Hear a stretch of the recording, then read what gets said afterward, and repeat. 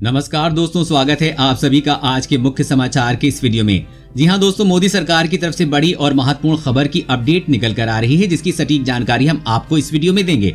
बस आप इस वीडियो के साथ अंत तक बने रहें।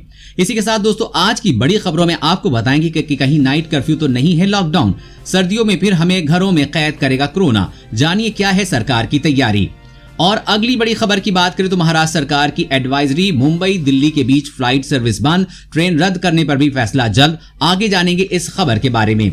और अगली बड़ी खबर की बात करें तो भारत के साथ दूसरा मोर्चा खोलने की तैयारी में चीन हिमाचल से अरुणाचल प्रदेश तक बढ़ाई सैन्य तैनाती। जरूर जान ले इस बड़ी खबर के बारे में।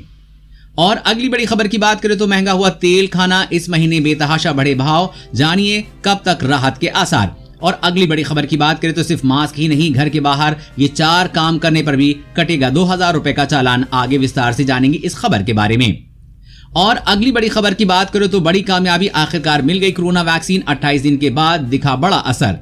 और अगली बड़ी खबर की बात करें तो उत्तर प्रदेश में लव जिहाद तथा सामूहिक धर्म परिवर्तन पर सरकार सख्त, होगी 10 साल की सजा। पूरी खबर जानने के लिए बने रहिए हमारे साथ में। जी हां दोस्तों, ऐसी और भी कई बड़ी खबरों की अपडेट निकल कर आ रही है, जिसकी सटीक जानकारी आपको इस वीडियो में देंगे। लेकिन उससे पहले आपसे एक छोटी सी रिक्वेस्ट है कि मुझे इस वीडियो को बनाने में बहुत मेहनत लगती है, तो इस मेहनत के लिए वीडियो पर एक लाइक जरूर कीजिएगा। साथ ही वीडियो के नीचे दिए गए इस लाल बटन को दबाकर चैनल को सब्सक्राइब कीजिएगा और इस घंटी को भी दबाइएगा, ताकि आपको दिन भर की बड़ी खबरों की जानकारी लगातार मिलती रहे। तो चलिए दोस्तों, एक एक करके सभी बड़ी खबरों के बारे में जान लेते हैं। तो दोस्तों, आज की पहली बड़ी खबर की अपडेट की बात करें तो कहीं नाइट कर्फ्यू तो नहीं लॉकडाउन, सर्दियों में फिर हमें घरों में कैद करेगा कोरोना। जी हां, सर्दी में इजाफा और त्योहारी मौसम के बीच एक बार फिर से कोरोना केस तेजी से बढ़ने लगे हैं। दिल्ली, गुजरात, मध्य प्रदेश, महाराष्ट्र सहित देश के कई हिस्सों में संक्रमितों की संख्या में फिर से उछाल आ रहा है। ऐसे में सरकारें दोबारा सख्ती, नाइट कर्फ्यू से लेकर लॉकडाउन तक पर विचार करने लगी हैं। कई जगह तो इस तरह के कदम उठा भी लिए गए हैं। ऐसे में सवाल उठ रहा है कि क्या हम दोबारा मार्च वाली स्थिति में पहुंच रहे हैं, जब कोरोना ने सभी को घरों में भीतर कैद कर दिया था। WHO की चेतावनी और कई यूरोपीय देशों के अनुभव तो इसी की ओर इशारा कर रहे हैं। हालांकि कुछ जानकार ये भी बता रहे हैं कि पूरे देश या राज्य में लॉकडाउन तो नहीं होने जा रहा है, लेकिन अधिक केसों वाले जिलों और शहरों में फिर से लॉकडाउन लग सकता है। वैसे दोस्तों, आपकी क्या राय है, देश में फिर से लॉकडाउन करना चाहिए या नहीं? नीचे कमेंट करके जरूर बताइएगा। और अगली बड़ी खबर की बात करें तो महंगा हुआ तेल खाना, इस महीने बेतहाशा बढ़े भाव, जानिए कब तक राहत के आसार। जी हां, पिछले कुछ महीनों में खाद्य तेल काफी महंगे हो गए हैं। नवंबर में अब तक रिफाइंड सोयाबीन तेल की कीमत 11% से ज्यादा और सरसों के जैसे कुछ अन्य तेल के भाव 25% तक बढ़ गए हैं। विशेषज्ञों के मुताबिक सोयाबीन का घरेलू उत्पादन घटने और अंतर्राष्ट्रीय बाजार में पाम ऑयल के दाम बेतहाशा बढ़ने के कारण ऐसे हालात पैदा हुए हैं। इस हिसाब से इस माह अब तक सोया रिफाइंड 11.22% महंगा हो गया है। राष्ट्रीय स्तर पर भी अभी थोक में सरसों तेल 135 से 137 रुपए प्रति लीटर और रिफाइंड सोया तेल 108 से 112 रुपए प्रति लीटर बिक रहा है। खुदरा में सरसों तेल 142 से 150 रुपए और रिफाइंड सोया तेल 115 से 120 रुपए प्रति लीटर हो गया है। इसके साथ ही विशेषज्ञों का अनुमान है कि अगले कुछ हफ्तों में ठंड बढ़ेगी और इस वजह से खाद्य तेल की मांग कमजोर पड़ेगी। सरसों का तेल इसका अपवाद हो सकता है, क्योंकि सर्दियों में इसकी मांग बढ़ जाती है, यानी सरसों तेल के दाम अभी और बढ़ सकते हैं। और अगली बड़ी खबर की बात करें तो भारत को राफेल देने वाली फ्रांस ने पाक को दिया तगड़ा झटका, मिराज सबमरीन को नहीं करेगा अपग्रेड। जी हां, पैगंबर मोहम्मद के विवादित कार्टून मामले में फ्रांस के राष्ट्रपति पर निशाना साधने वाले पाकिस्तानी प्रधानमंत्री इमरान खान को तगड़ा झटका लगा है। ये झटका फ्रांस ने दिया है। दरअसल फ्रांस ने तय किया है कि वो पाकिस्तान के मिराज फाइटर जेट्स एस defence system Agosta 90B class submarine को अपग्रेड नहीं करेगा। इसके अलावा फ्रांस ने कतर, जो कि राफेल फाइटर जेट्स का खरीदार, से कहा है कि विमान के लिए किसी भी पाकिस्तानी टेक्नीशियन का काम न करने दें। फ्रांस की आशंका है कि कहीं पाकिस्तानी टेक्नीशियन चोरी छिपे फाइटर जेट्स की अहम जानकारियों को इस्लामाबाद को न बता दें। पाकिस्तान पहले भी अपनी इस हरकतों के लिए जाना जाता है और चीन के साथ डिफेंस डाटा को शेयर करता रहा है। फ्रांस के इस निर्णय से पाकिस्तान को तगड़ा झटका लगा है। और अगली बड़ी खबर की बात करें तो बड़ी कामयाबी, आखिरकार मिल गई कोरोना वैक्सीन, 28 दिन के बाद दिखा बड़ा असर। जी हां, महामारी से जंग में दुनिया को बड़ी कामयाबी मिलती दिख रही है। आखिरकार कोरोना वायरस की वैक्सीन मिल गई है। अमेरिकी फार्मा कंपनी फाइजर ने कोरोना वैक्सीन के तीसरे चरण की दूसरे बैच के परिणाम जारी किए हैं। कंपनी का मानना है कि तीसरे चरण में सभी सुरक्षा मानकों के सफलतापूर्वक पास कर लिया गया है। फाइजर और जर्मन पार्टनर BioNTech का मानना है कि उनका टीका कोरोना पर 95% तक कारगर साबित हुआ है। फाइजर ने अंतरिम परिणामों का एक दूसरा बैच जारी किया है जिसमें कहा गया है कि उसका कोरोना वायरस का टीका 95% तक कारगर है। ये बुजुर्ग लोगों को वायरस का शिकार होने के जोखिम से भी बचाता है। कंपनी के मुताबिक प्राथमिक विश्लेषण से पता चला है कि वैक्सीन की पहली खुराक के 28 दिन के अंदर ये अपना प्रभाव दिखाने लगता है। ट्रायल के दौरान कोविड-19 के 170 पुष्ट मामलों का मूल्यांकन किया गया। इसके साथ ही अमेरिकी कंपनी मॉडर्ना ने भी दावा किया है कि उसकी कोरोना वैक्सीन असरदार साबित हुई। इसके लिए भी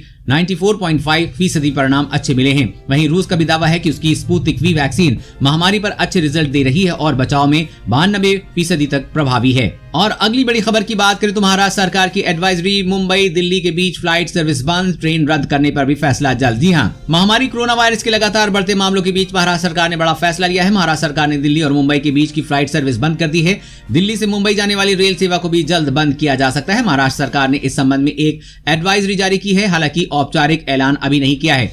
एविएशन मंत्रालय को एडवाइजरी पर फैसला लेना है। इससे पहले मुंबई में कोरोना वायरस के बढ़ते मामलों को देखते हुए बीएमसी ने बड़ा फैसला लिया था। बीएमसी ने सभी स्कूलों को अब 31 दिसंबर तक न खोलने का फैसला लिया है। महाराष्ट्र देश के उन राज्यों में शामिल है जहां कोरोना के सबसे अधिक मामले सामने आ रहे हैं।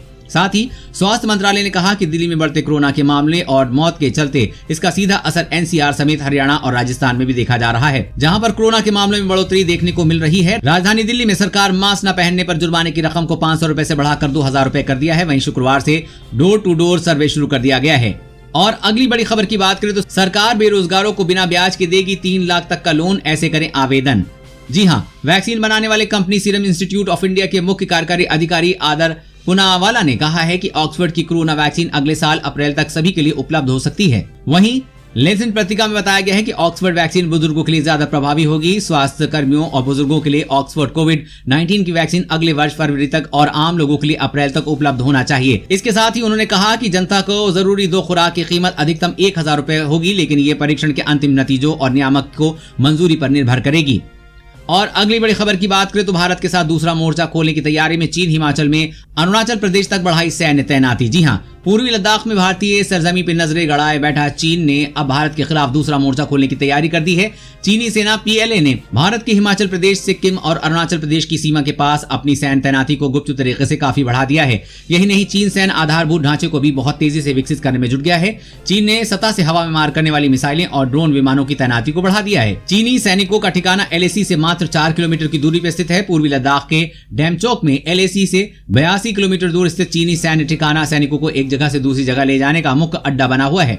चीन ने पूर्वी सेक्टर में भी अपनी मोर्चाबंदी तेज कर दी है। अरुणाचल प्रदेश से 60 किलोमीटर की दूरी चीनी सेना ने अपनी इलेक्ट्रॉनिक वारफेयर यूनिट को तैनात किया है। इसको देखते हुए भारतीय सेना भी अपनी तैयारी मजबूत कर रही है। और अगली बड़ी खबर की बात करें तो सिर्फ मास्क ही नहीं, घर के बाहर ये 4 काम किए तो भी कटेगा 2000 रुपए का चालान। जी हाँ, राष्ट्रीय राजधानी दिल्ली में कोरोना वायरस के संक्रमण की रोकथाम के लिए बनाए गए नियम आज से लागू हो गए हैं। यहाँ फेस मास्क लगाए बिना घर से बाहर निकलने पर आज से 500 की जगह 2000 रुपए का चालान कटेगा। दूसरे राज्यों में भी बिना मास्क घूमने पर चालान काटा जा रहा है, लेकिन वहां जुर्माने की रकम कम है। हालांकि ऐसा नहीं है कि दिल्ली में सिर्फ बिना मास्क घूमने पर ही 2000 रुपए का चालान कटेगा। अगर आप घर से बाहर निकलते हुए कोरोना संक्रमण की रोकथाम के लिए बनाए गए 4 और नियमों को तोड़ेंगे तो उसके लिए भी आपको 2-2000 रुपए का चालान जमा करना होगा। दिल्ली सरकार के मुताबिक अगर आप घर से बाहर निकलकर पब्लिक प्लेस में थूकते हैं तो 2000 रुपए का चालान जमा करना होगा। पान, गुटखा और तंबाकू खाने पर भी जुर्माना भरना होगा। पब्लिक प्लेस पर सोशल डिस्टेंसिंग का पालन न करने पर भी 2000 रुपए का जुर्माना भरना होगा। साथ ही क्वारंटीन नियमों का उल्लंघन करने पर भी आपको 2000 रुपए का चालान काटा जाएगा। उत्तर प्रदेश में लव जिहाद तथा सामूहिक धर्म परिवर्तन पर सरकार सख्त होगी 10 साल की सजा। जी हां, बीते 3-4 महीने से उत्तर प्रदेश में जबरन धर्मांतरण के बढ़ते मामले देखे हैं। योगी आदित्यनाथ सरकार ने सख्त कानून बनाने के साथ ही आरोपियों को कड़ा दंड देने का मसौदा तैयार कर लिया है। लव जिहाद के मामले 5 वर्ष तक की तथा सामूहिक धर्मांतरण करने के मामले में 10 वर्ष तक की सजा का प्रावधान करने की तैयारी है। ये अपराध गैर जमानती होगा। गृह विभाग ने कई राज्यों में धर्मांतरण को लेकर लागू कानून का उल्लंघन कर रिपोर्ट तैयार की है। सूबे में जबरन धर्मांतरण के मामलों में सरकार जल्द अध्यादेश 2020 लाने की तैयारी में है। मुख्यमंत्री योगी आदित्यनाथ ने आपराधिक मानसिकता से जबरन धर्मांतरण के मामलों को लेकर बड़ा कानून बनाने की घोषणा की थी। इसके बाद गृह विभाग ने लव जिहाद को लेकर अध्यादेश का मसौदा तैयार किया है, जिसे न्याय विभाग के पास भेजा गया है। सीएम योगी आदित्यनाथ ने मसौदे को मंजूरी दे दी है और उसे जल्द कैबिनेट में पेश किया जाएगा। और अगली बड़ी खबर की बात करें तो इस साल सर्दी ज्यादा ठंडी और ज्यादा लंबी होने वाली है। जानिए इसका क्या कारण है। जी हाँ, इस साल उत्तरी भारत में कड़ाके की ठंड पड़ने के आसार हैं। साथ ही साथ पूरे देश में तापमान बीते कई सालों की अपेक्षा कम होने वाला है। खुद भारतीय मौसम विभाग ने ऐसे अनुमान लगाए हैं कि इस समय लानीना की स्थिति बन रही है। इस वजह से न केवल ठंड ज्यादा पड़ेगी बल्कि ज्यादा लंबे समय तक खींचेगी भी। जानिए ये लानीना क्या होता है जो सर्दियों के लिए जिम्मेदार है और इस बार इसमें क्या बदलाव आया है। लानीना ग्लोबल जलवायु प्रणाली का हिस्सा है। पूर्वी प्रशांत महासागर क्षेत्र के सतह पर निम्न हवा का दबाव होने पर यह स्थिति पैदा होती है। इससे समुद्री सतह का तापमान काफी कम हो जाता है। इसका सीधा असर दुनिया के तापमान पर होता है और वो भी औसत से ठंडा हो जाता है। इसका असर भारत में भी देखने को मिलेगा और पूरे उत्तर भारत में इस बार कड़ाके की ठंड पड़ेगी। विशेषज्ञ मान रहे हैं कि क्लाइमेट चेंज की वजह से दुनिया भर में ज्यादा सर्दी भी पड़ रही है और ज्यादा गर्मी भी पिछले कुछ वर्षों में लगातार देखने में आ रहा है कि आने वाले वक्त में और बढ़ेगा। इसी तरह से बाढ़ और सूखे की स्थिति भी बढ़ने वाली है। और अगली बड़ी खबर की बात करें तो खोखली होती जा रही है चीनी आर्मी रिपोर्ट्स में बड़ा खुलासा। जी हाँ, पूरी दुनिया में कोरोना फैलाकर चीन सुपर पावर बनना चाहता है। इसको लेकर वो पूरी दुनिया को अपनी दादागिरी दिखा रहा है, लेकिन एक रिपोर्ट में बड़ा खुलासा हुआ है कि जिससे चीन की परेशानी बढ़ गई है तथा